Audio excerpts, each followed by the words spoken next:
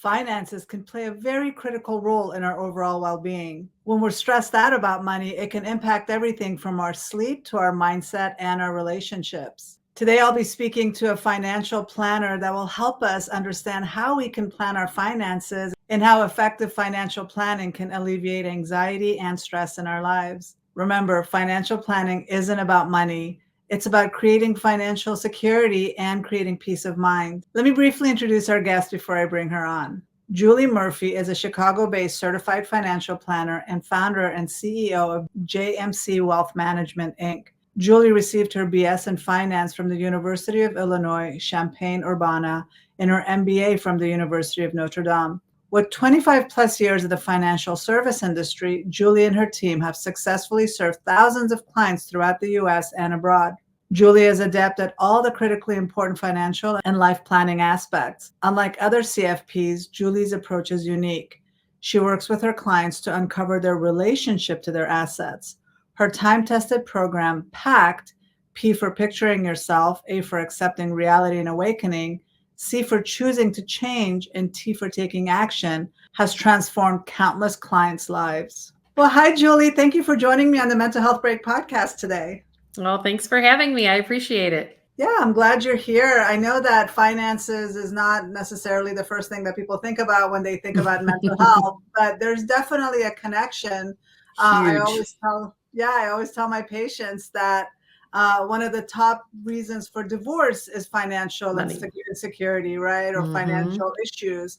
So can you tell us a little bit about what you do, who you are, and what got you interested in specializing in finances? Yeah, certainly. Well, it goes a way back. I have 11 brothers and sisters, and I used to deliver the Chicago Sun-Times and Tribune before school, and I used to take people's newspapers and I would read the business section because I was so interested in finance. I didn't grow up with any money, but then I learned I went to undergrad at the University of Illinois, and I started my own financial planning business when I was 22 and decided to take my finance degree and put it to work. And because we have so much opportunity in this country to be able to do it, but what we don't realize is that all of our money patterns come from our subconscious mind.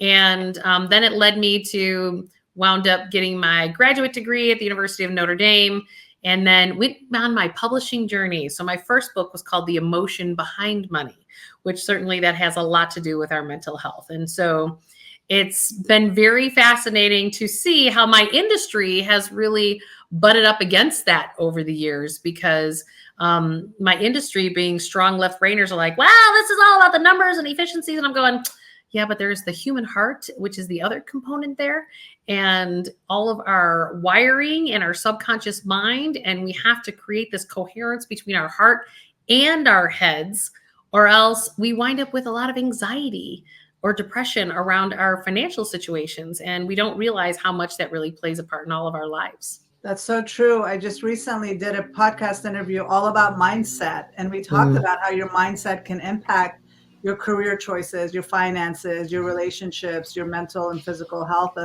in general. And For sure. So I like that you connect that, because a lot of people like to only think it's about the numbers. It's about how hard I work. It's about how much I make.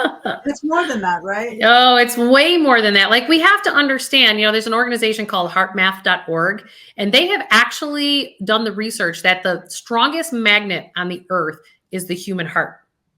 And the problem is so many of the things that we do to create cash flow for us has nothing to do with our heart. It has to do with what we have to provide and a good job and a good salary. But what we don't realize is that we actually create disease in our bodies when we aren't aligning our hearts with our paychecks. And a lot of people go like, well, how do I do that? Because many of us are pigeonholed into lifestyles. And that's the problem, because we're trying to clean up our financial past, which are all of our debts, while we're trying to also live in the present moment. And then think about tomorrow and how do I retire or send my kids to school or all this other stuff. And it's like, wow, we are really being squeezed from cleaning up our financial past, living in the present moment, and planning for the future all at the same time. And it's a tough one. Yeah, a lot of people are just on that rat race. They're not really feeling aligned. It's like a survival mode, right? Like I Oh, just for have sure. to put food on the table, take care of my family. I don't have Hmm. time to be aligned. Right. But They talk have to get about off the treadmill. right. Well, talk about that survival mindset because a lot of people don't, they feel like it's a luxury, but talk about how having good financial planning can actually ease a lot of anxiety and stress, making them more efficient and more productive, and ultimately probably creating more financial security in their lives. Right. Well, I mean, our survival instincts just kick in. Again, before every single one of us is 7 years old, our financial patterns start to hardwire into our subconscious mind and our amygdalas. And so the way that we respond to the external world on anything, but particularly also our finances, is that we actually respond because of our experiences before age 7, 97% of the time. And that's what we don't realize. So consciously, we may not want to actually create those patterns, but we do. And why do we do it? Because we're running on autopilot, because our brain has two operating systems, our conscious mind and our subconscious mind. And it's the subconscious mind that's really pushing the engine 97% of the time. So it's so important that when you start to see, like, whether you had a lack there of money growing up, or debt structures, or there was no money talk in your house growing up, this is all scarcity mindset. And it all has to do with our how we emotionally process. Like, do we feel like we're worthy of the money? Do we feel like we're enough, that we are deserving? Are you open to receiving? If you have anxiety around money and your nervous system is hijacked and you're like closed up, guess what? Your pineal gland in the middle of your brain is your lighthouse. And if your nervous system is hijacked and with anxiety or depression around money, which creates scarcity, your light has been dimmed, because your nervous system is actually your regulator as to what you're manifesting and attracting. And we don't realize that we really truly are the creators of our lives, and our emotions have everything to do with it. So if you're frustrated, if you're angry, if you're sad, those are all low vibrating emotions, because everything works on frequency and energy. But if you love your job and you are happy and you're joyful, guess what? You're going to get the pay raises. You're going to get the opportunities and the new jobs functions. You're going to get bonuses because your vibration is higher and you're going to attract more to you. And that scarcity piece, misery loves company. So we have to be careful as to, like, what are the company we keeping? What are the emotions that we have? What are our limiting beliefs or our beliefs about money? And what are the words that come out of your mouth about your money? These are all components that actually create your financial reality. People don't realize how much their mindset and the self-talk and the negative perceptions they have impact them. And so for people that might think this is all too woo-woo, can you break it down? Like, I never understood how people can say, well, I always had like a ceiling of I'm only worthy of $100,000, that as soon as I would start making a little bit more than that, I'd sabotage myself so I can come back Totally. to what's comfortable for me. For So can you sure. explain how, like, a lot of people are like, of course I would want more money in my life, but how do we Right. sabotage ourselves, and how does our mindset come into effect and stopping us from getting what we want, even though that's what we want, but we sabotage ourselves? Right. So I want us to think about it in two different ways. There is abundance. You can have income affluence. So you've gotten the job, you've got cash flow, and money's rolling in the door. But there's a second component, which is asset affluence or abundance, because there's the income side and then there's the asset side. So many of us, particularly in the United States, have figured out how to be income affluent, but we haven't figured out how to be asset affluent, because we're living these lifestyles. And as our pay raises go up, we get the better car, the better house, the everything. So what you're doing is you're creating a lifestyle, which is actually creating your own financial prison for yourself, is what you're doing, because you're not creating any space or insulation to start to learn how to actually hold money in abundance. And what I mean by that is the fact that, think of a lottery winner, let's just say they win a $5 million. So they win $5 million. The statistics are off the charts in the high 90s that within 5 years, all of that lottery money is gone. Why? Because they don't know how to hold money in abundance. They don't know how to be asset affluent. Think of it like building a muscle in the gym. Like, you can't go in and go to bench press 200 pounds if you've not been bench pressing at all. You won't be able to even push it up. The same thing happens with our muscle memory when it comes to holding money in abundance.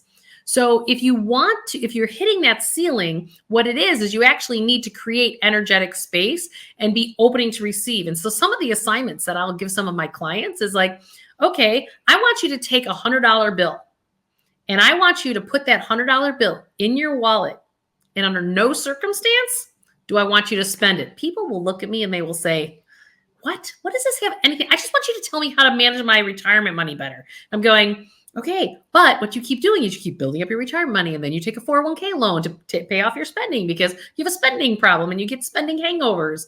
And what will happen by sticking that $100 bill actually in your wallet and don't spend it is Benjamin Franklin, who's on the $100 bill, will start talking to you. Because what you're up against is your emotions that are actually stuffed inside of your physical body. You're triggering those emotions of, I don't feel enough. I don't feel like I'm worthy of more money, whatever, or I don't feel loved, because that's how we're processing emotionally. And it's from that trauma or rejection that actually happened before you were age 7, that those emotions are trying to come up and out. And you need to create that energetic space so that you are open to receiving more and then being willing to be able to hold more in abundance. I hope that makes sense. It does. But I think for people that are like, it is a consumer economy right now, right? Like, it's a lot of people just wanting to shop, and there's so much in our face that tempts us. Instant gratification. Instant gratification. And a lot of people have a very difficult time not giving into that temptation. So that $100 bill that's burning a hole in their wallet, like they have to spend it on something. And it could be going back to, like you said, their childhood programming. It could be based on what they heard growing up. An example for me is when I was a child, I was in Afghanistan, and we would save our money in a bank every time we would get any birthday money, anything we would put in a bank. And I remember distinctly the day that I heard that the bank was bombed and the money was robbed. And that to me was like, what's the point of saving? Right. And it hardwires into your brain. Right. Right. I'm not putting my money in a bank because it could get robbed. It's a belief system. Mm-hmm. For years, until it clicked for me that as soon as I had money, I had to spend it. It was gone. And I didn't make the connection until I remember, though, distinctly after that happened, whatever money I had in my possession, I went and bought cookies and candies with it, just to get rid of it. Like, I had to spend it. So right. Or else it's going to be gone. Right. I mean, it was very uncertain because there's bombings going on. It was a war and all that stuff. That aside, that programming for me was, money is not meant to be held on to. Just spend it as fast as you get it. And but for some families, it could be money's the root of all evil, or only bad people are wealthy, and only. Or I don't know when I'm going to get some more, so I better do it now. Right. Well, and so what I always say, I have an online course that the first step I walk people through is about the fact that I need you to find your compelling reason for change. It's because that compelling reason for change is why you will change those limiting belief patterns that hardwired into you. And so, for example, like, what do you want more than instant gratification? And people will always say, I'll say, where do you want to be 3 to 5 years from now? And they'll say, financially. And I go, I don't care whether it's financially or not. They never talk about the money first, ever. It's always about, this is what I want for my family. This is what I want for my career. This is how I want to travel, whatever. And it has nothing to do with the money, but it's the money that's actually holding them up from doing those other things with their family or their careers or some. So we have to understand that debt has a lot to do with this, because we've created lifestyles based on debt. So you are selling your future by going into debt for a car, student loans, houses. You are not able to live in the present moment because you are always paying for your financial past choices. And so then you add on top of that these limiting belief patterns that we have. And it's like, how do you get out of these cyclical cycles? And the only thing that I've found after 25 plus years of doing this is that you have to find something that you want more than that. Yeah. Whether it's, building a new dream, it's like, what do you dream of? And I don't care what age or wherever you're at. It's about dreaming the new dream.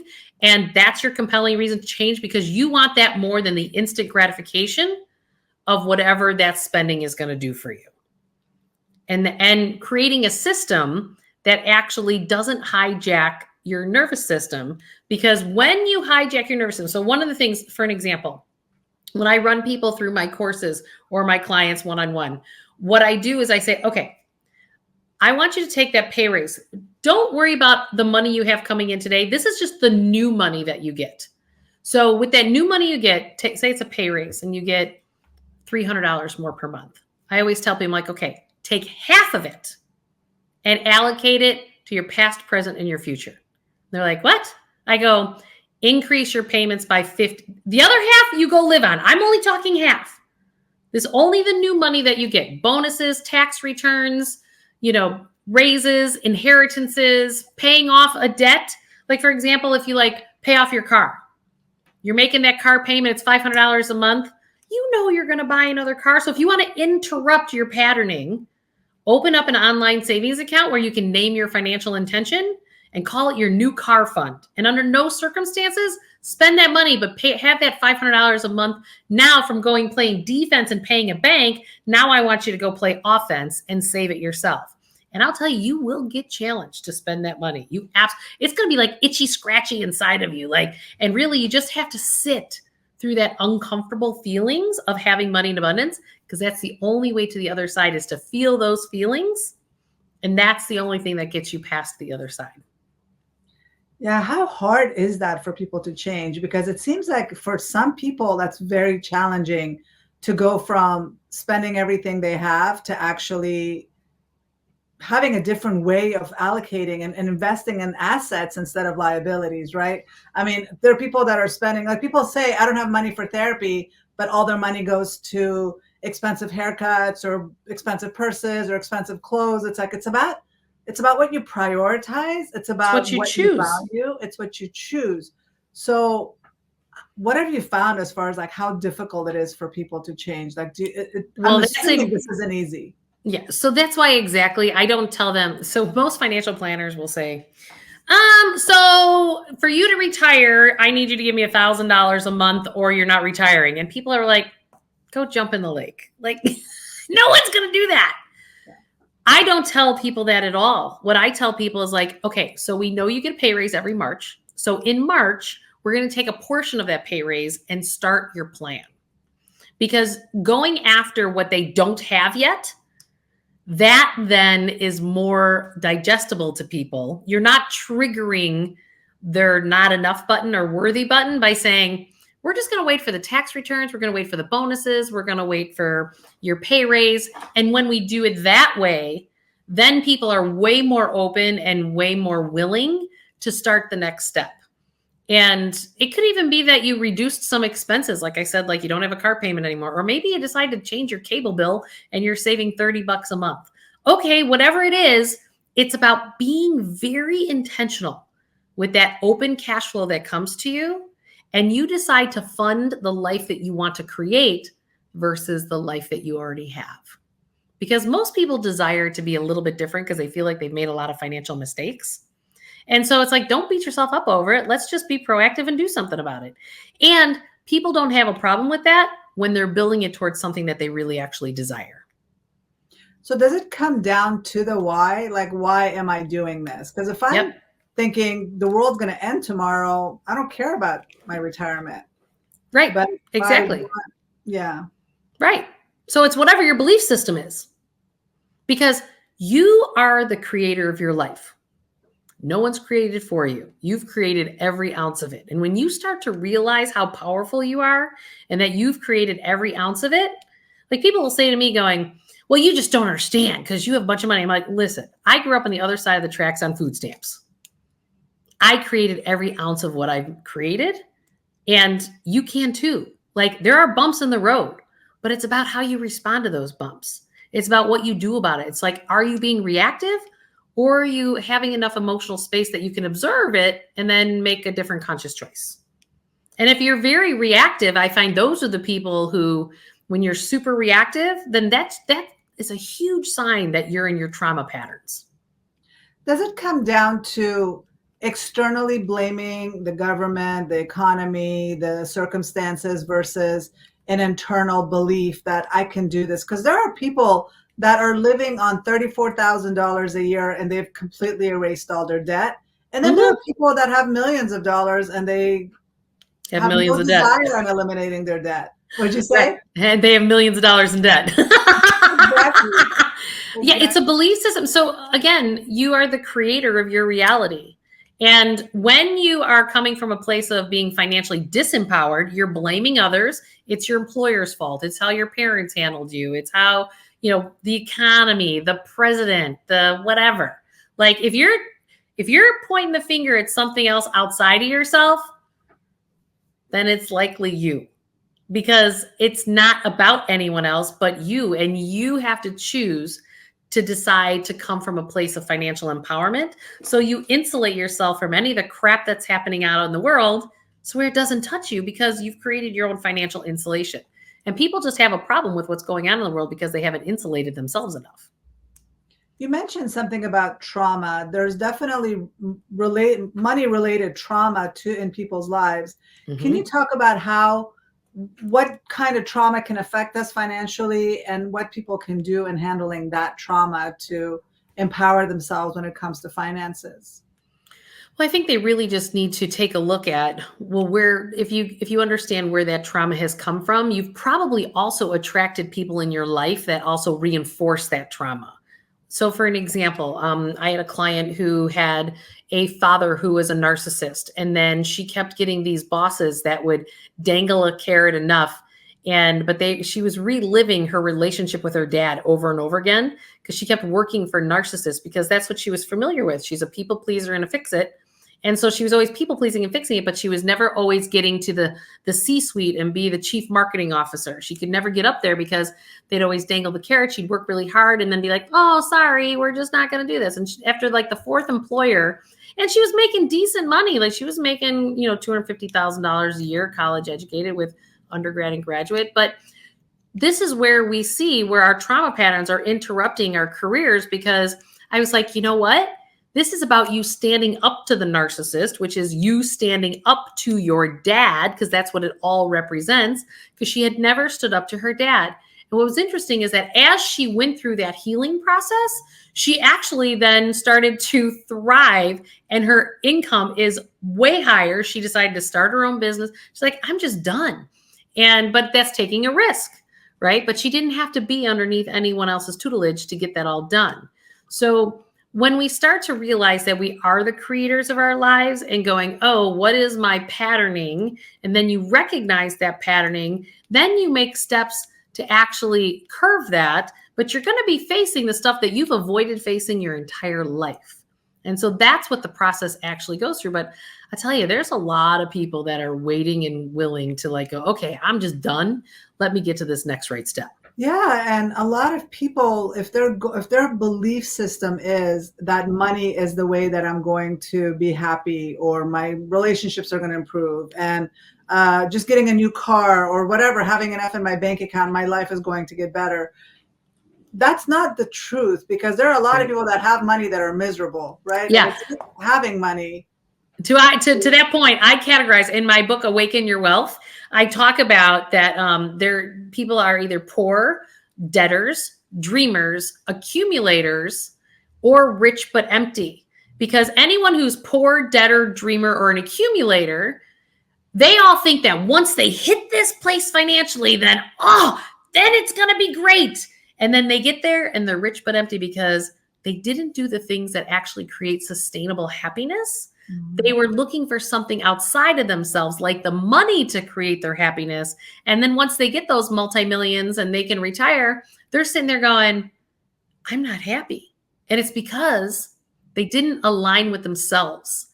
Because what many of us do is we make these career choices and lifestyle choices that pull us off of our soul's path. And the more you're not in alignment with yourself, the bigger the midlife crisis you call in, the bigger you feel empty at the end of the day. And we have to be mindful of that as we age, because that's actually what then creates disease in our bodies, because we're at disease with ourselves, because we've not lived in alignment with how we really feel and what we really are nourished by in this world. And so I'm always asking people like, do you love your job? And I don't have many people that say yes to that question. And I'm like going, so why do you do it if you don't love it? Well, I liked it at one time, but then they stay there because they get trapped in the stock, that the company dangles, or the bonuses, or like they handcuff them into their compensation plans. Like, well, I don't want to leave. And I'm like, okay, well, I'm telling you, I've seen this enough over 25 years that you are in the process of creating disease in your body. So we need to get you back in alignment with self. And I'll show you financially how to do it, how to bridge to this new place and this new life, so that you're not only avoiding the disease you're creating in your body, but you're not also going backwards financially to be able to do that. And where there's a will, there's a way. And you just have to decide in your mind that you're ready to take the jump and to believe in yourself. And once you're ready to do that and you choose to be empowered, all bets are off. You could do anything you want, and you can be happy and have what I call embodiment of real wealth at any place where you're at financially. Because to your point, I know people who make $40,000 a year and they have the best life. They are happy. They are living it because they're in 100% alignment with themselves. And I have people who have $10 million plus, and they are the most miserable people in this earth. So the money is not what creates sustainable happiness. But also this system of debt that we are used to living in, right? I do believe that debt is like a noose around your neck. It really does hold you back, and it does hold you. It's like we're imprisoned by our debt. And so there's a lot of insecurity about the future that happens. There's a lot of mental health issues that come up because of this. How do you help somebody that is having a mental health crisis because of finances? How do you help somebody like that? Yeah, we have to realize that our debt structure is a way that you're being controlled by the system. And if you don't choose to step out of the debt system, you're going to continue to have your life controlled by the banking system or the overall economic system overall. And so the only way to get through your mental health crisis is making tough choices and looking at, and this goes to the second step of the process I walk clients through, and also with my online course, is that the second step is you have to accept the reality that you've created. Now, from a mental health perspective, that may or may not be something that you really want to look at, but I am telling you, you looking at it and actually go and feeling the feelings behind that reality that you've created thus far actually is the healing process to it. And then it's about saying, okay, well, this is the dream that I want to dream. Here's my reality. I'm going to feel those feelings around that reality. Then we have to wake you back up in who you are and what you came to this planet to do, because that alignment with self actually helps you not only from a mental perspective, it helps you emotionally, helps you physically and spiritually. And that's your whole being. I call it like your fourfold being, that it's your mental health, your emotional health, physical health, and spiritual health. And all four of those are parts of who you are. And so when we're addressing like the debt issues and getting out of what I would call the matrix, getting out of the system and choosing to not participate in financial jail any longer, then you're sitting going, okay, well, I'm going to play offense as opposed to defense. I'm going to create a game plan on how to do that. And depending on where your starting point is would depend on then what that process looks like. But from a generalization standpoint, it's about simultaneously cleaning up your past while also living in the present moment and planning for the future at the same time. I saw Susie Orman years ago on Super Soul Sunday with Oprah, and she told this person who had $79,000 credit card debt, you're not allowed to do anything until you 100% pay off that credit card debt on 23 different credit cards. Who wants to feel that way for that long of a period of time? I don't know too many people do. So you have to not only clean that up, but also live today. So do the things that feed your heart and soul right now, but then also plant the seeds for what it is that you want to germinate for your tomorrow as well. That way you keep your nervous system in neutral, and then that helps your emotional and your mental health along the process. And I have found that is the best way to do it so that people aren't skidding out on me. Yeah, God, when you said that about $79,000 and they're not allowed to do anything, that just like It's like, created a little ugh. bit of like a panic for them because Right. this is how, I mean, I actually had a patient that tried to commit suicide because Mm. of how overwhelmed he was with his financial burdens. And that's the extreme end of what we're talking about here mentally and mental health wise. Yep. That people can feel so overwhelmed and nothing is worth nothing financially is worth taking your life over. Thankfully, he survived and he ended up healing and working towards bringing his family and felt reconnected to everybody and started putting his life back together and That's great. realize that all of that can be taken care of. But like you said, the four areas, mental, physical, emotional, spiritual, people don't understand the spiritual aspect of money. There are some people that have spiritual beliefs about money as well, but there is help. And so what are some specific strategies that you can give somebody that is in that crisis mindset right now so that they don't end up resorting to extreme measures and just feeling like they do have a shot at this and can get back on track? Well, I think it's super important that you realize that it just starts with little things that you start to reward yourself along the way. I have many people that tell me going, Julie, you're telling me to spend my money? And I go, no, I want you to set up a bucket and I want that to be like good behavior reward money of like, I don't even care if you start it with $10 a month or whatever. And it's just something that you can go take that money and spend it on anything you want so that it gives you some of that feeling of like, okay, I'm doing good. I'm getting on my journey. When you're in crisis mode, it is super important to really come to terms with the reality that you've created. And sometimes that's hard to see, but it's as easy as like open up the envelopes.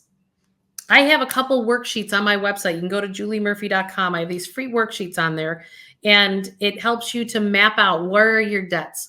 What are those interest rates? It's about loving yourself enough to actually take a look. And then you say, okay, this is what I have, and this is what I can do things with, because the reality that you have is really actually the only thing you've got. So let's do the best you can with exactly what you have. No judgment, no shame, blame, guilt. It's just, it is what it is. And then we start to come up with a game plan. I also have a worksheet on there that you can download for free that helps you with your cash flows. Like just do something, say, you know what? These are my expenses that are going out the door, and this is the income coming in, and kind of going, that might be pretty sobering. But it's taking these itty bitty little steps that help you to start to get your foundation underneath you.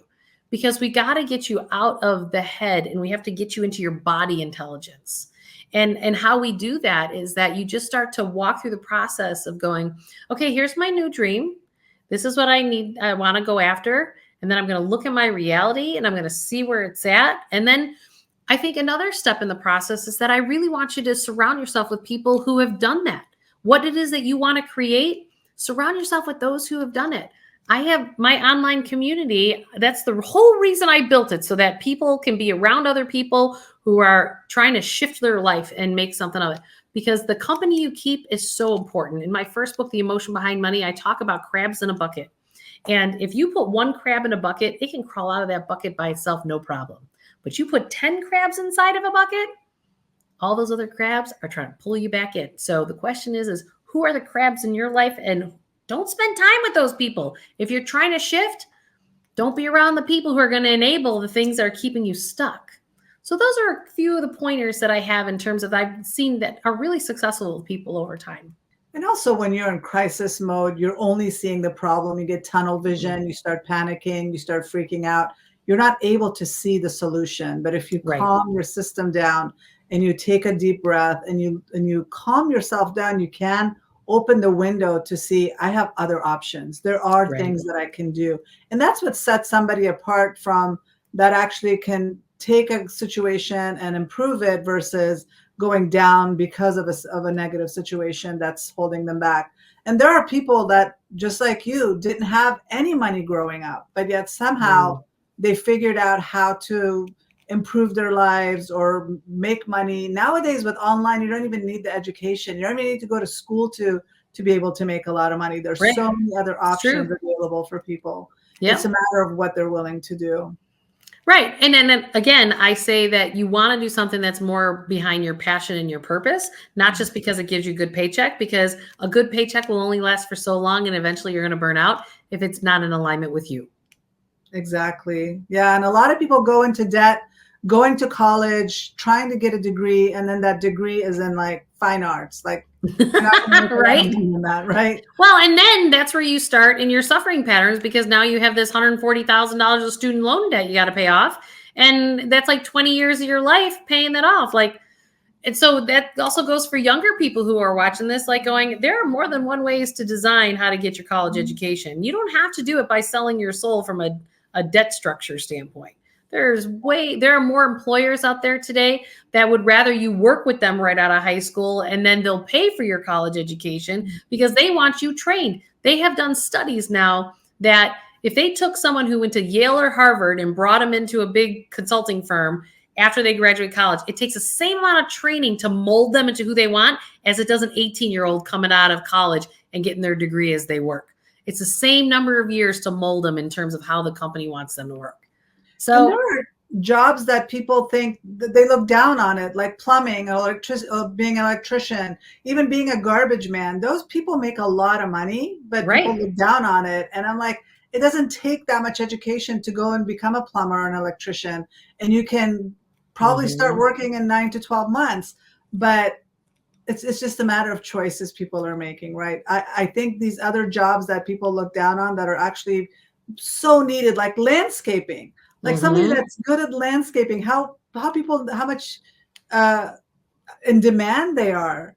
Plumbing, right. electrician, HVAC, all of those people that can make a ton of money. So there's no excuses to be stuck in a job you don't like.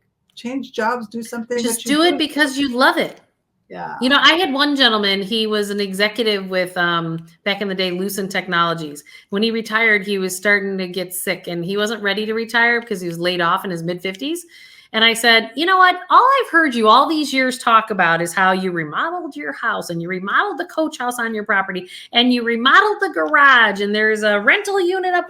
I go, you need to go like remodel places or something like that in your retirement, because this is where your passion is. You know, it wasn't building the technology stuff or Lucent Technology and pushing paper. And, you know, he's that old guy to this day. He's in his 80s. And he's that old guy. You walk into Menards and he knows every answer of how to fix everything in your house. And he loves it. He absolutely loves it because that's who he is. And I swear it's added years onto his life. Yeah. Yeah. Because a lot of people, I've seen it firsthand when I used to work in the school system, and these poor teachers, they work so hard. And as soon as they retire, within a year or two, they're dying because they really had no opportunity to enjoy that. Like once you retire, you're not fulfilled in the ways that you were when you're working. So a lot of people do end up just getting random jobs just to keep working. Not necessarily that they need the money, but that they're feeling useful. There's a purpose to what they're doing. Another thing I wanted to talk about spirituality wise is a lot of religions believe in charity and how that actually multiplies your money. What are your beliefs about charity and financial planning? Because some people feel like they have to go through life with both fists closed. I believe there has to be open to receive and to give. It's just the flow keeps going this way. Yeah, to me, it's not an either or conversation. It's actually, it's both, like, right? So I'm a big believer that the more that you give, the more you get. But the problem is most people who give, they give at their cost because they're not also giving to themselves. And so they're actually paying a price for giving to others. And I think that's actually where most people's problems are, is that, so we got to remember, Einstein proved that everything in our world is energy. E = mc squared. And so our money is energy. We as human beings are energy. Our words are energy. Our emotions are energy in motion. So when we start to realize that money is energy, and if you want to be abundant and you want to create more, well, hoarding it and holding on to it is actually blocking more from coming to you because you're not open to abundance, because you're probably hoarding it because you're triggering emotions of fear that there's not enough going to be around, or there's not enough for everyone. And so you're holding it tight. And in that tightness, you're actually contracting your nervous system so that you can't actually manifest or attract anything that you desire or not ideal results.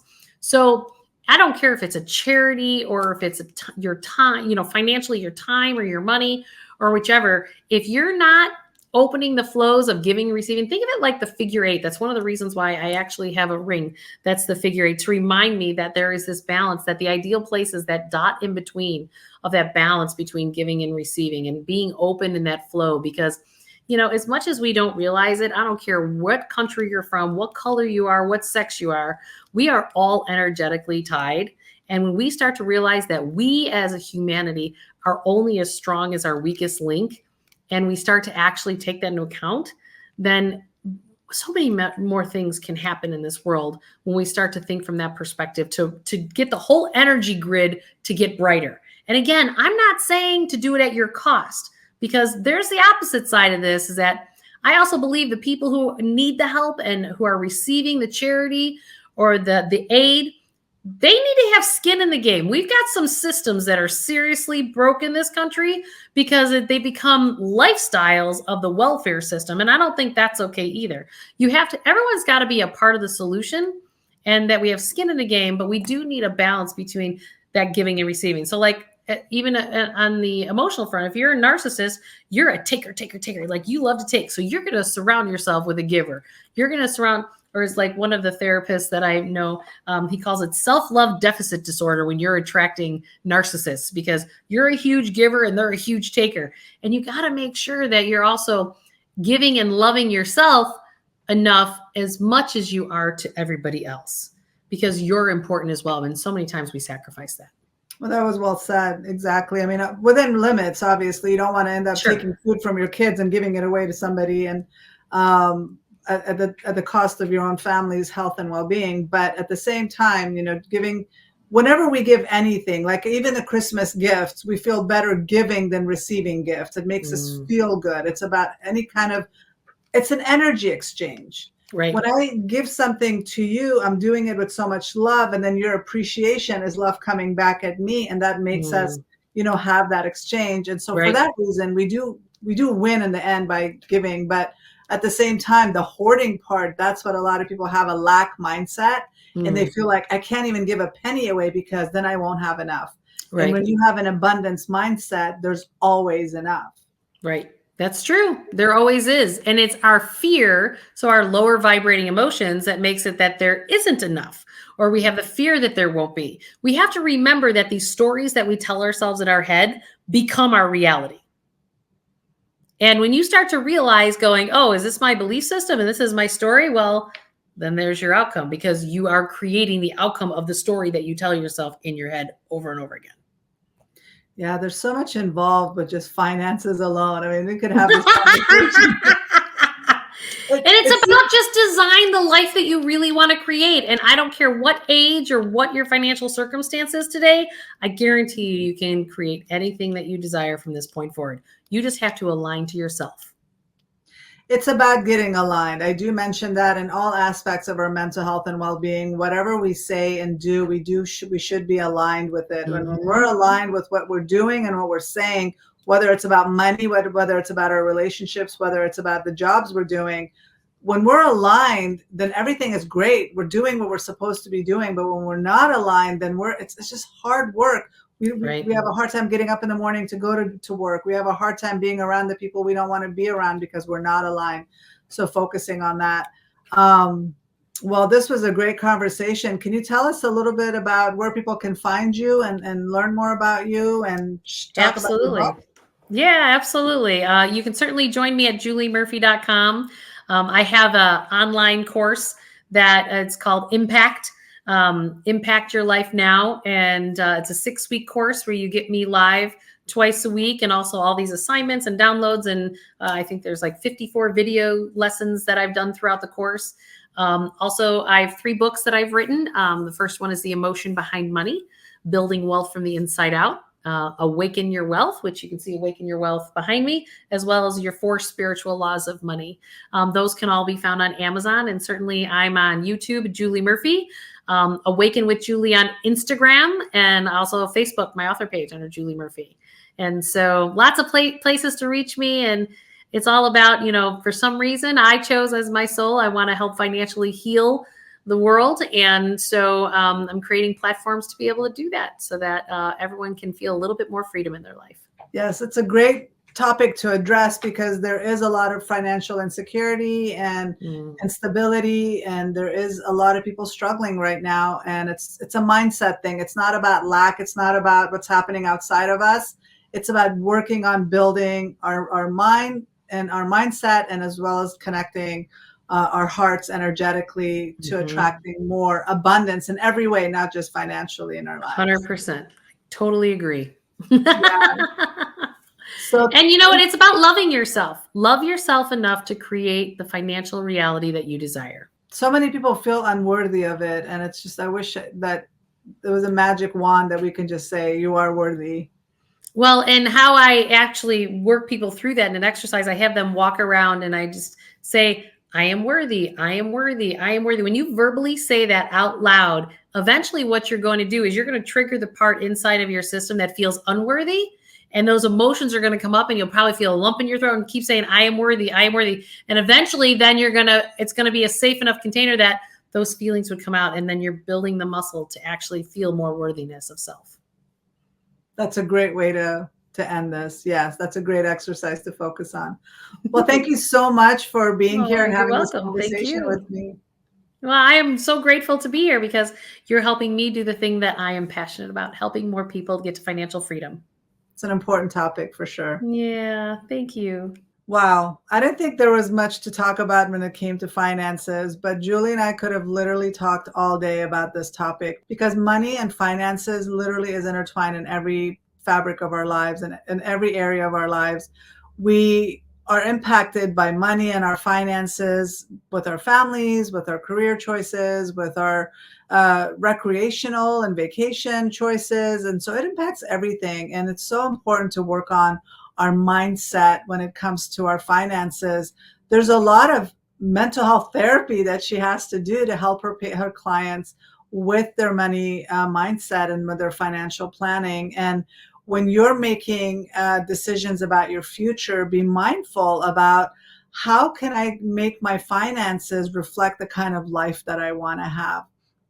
So this was a really inspiring conversation for me because it does impact us. And I want you to kind of be mindful that in the coming weeks and months, as we're hearing more and more about the economy and about just the instability that creates, hearing about that for us, focus on the reactions you're having inside of you and what emotions are coming up for you. And I want you to journal about that. Journal about what's coming up and then write a goal for yourself. For the new year, write goals in the areas of how do you want to improve yourself and how do you want to improve your life financially? What are some areas that you would like to see more abundance in? Are there side jobs that you can do that can increase the finances in your life? That can bring in more money into your life? Are there ways that you can reduce your excessive spending so you can have more money for the things that you actually want to have? Are there ways that you can allocate some money towards a saving plan so that you can have a rainy day fund, or you can have more money 5 years from now, 10 years from now? So these are some things for you to think about and for you to start being more mindful about. If you want to learn more about Julie and the work that she's doing, you can go to drsekandari.com/podcast. Please share your comments below and let us know what you thought about the episode and what changes you will incorporate in your life for the coming months about planning your financial security in the future. Please be sure to follow us and give us a 5-star review so that other people can find this podcast. Until next time.